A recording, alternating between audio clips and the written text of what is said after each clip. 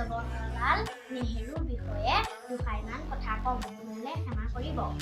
14 নৱেম্বৰত স্বাধীন ভাৰতৰ প্ৰথম প্ৰধানমন্ত্ৰী পণ্ডিত জৱাহৰলাল নেহেৰুৰ জন্মদিনটো শিশু দিৱস হিচাপে পালন কৰা হয়।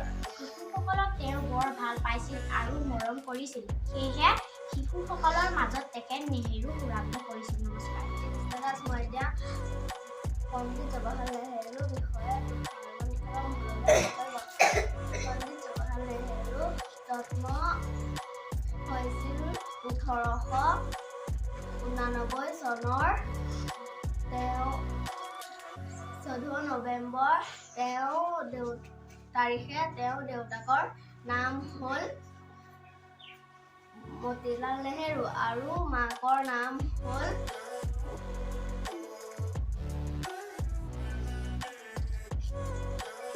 নেহেৰু আৰু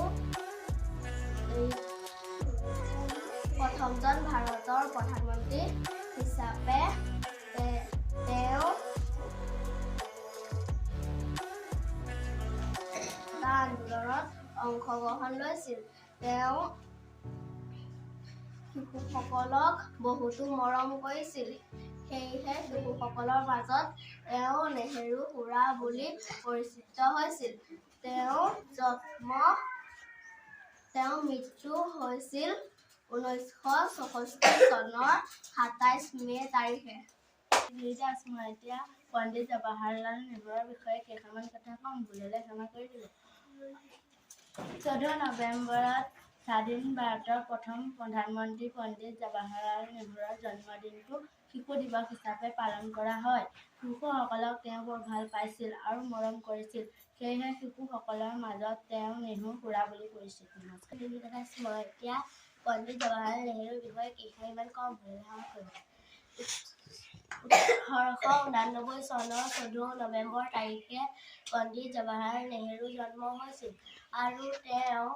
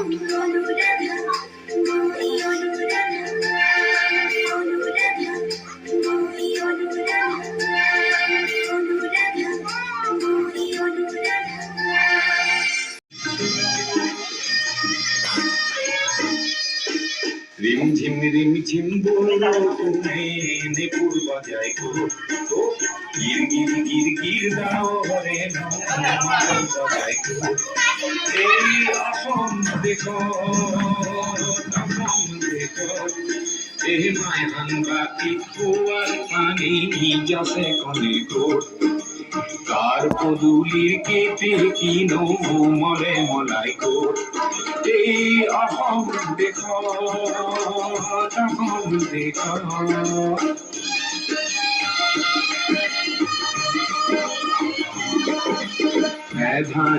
এধানি নই সাগর হয় কোট কোট সাগর কো ভয় নকৰে নকুনে কোট এই অসম দেশ তখন দেশ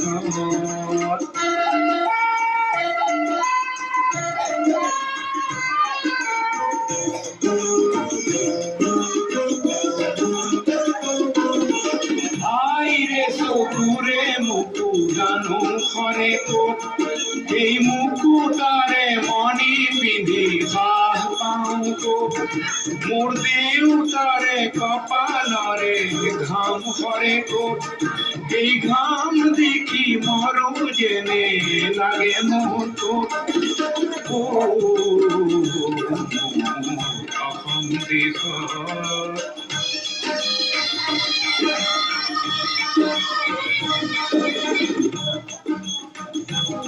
মোর কলি যারে খুব বোৰ বুজে কোনে ক'ত নপুৰুষে দেশৰ হকে তেজ দিয়ে ক'ত আনে কৰা উপলুঙা পোখৰাইনো ক'ত এই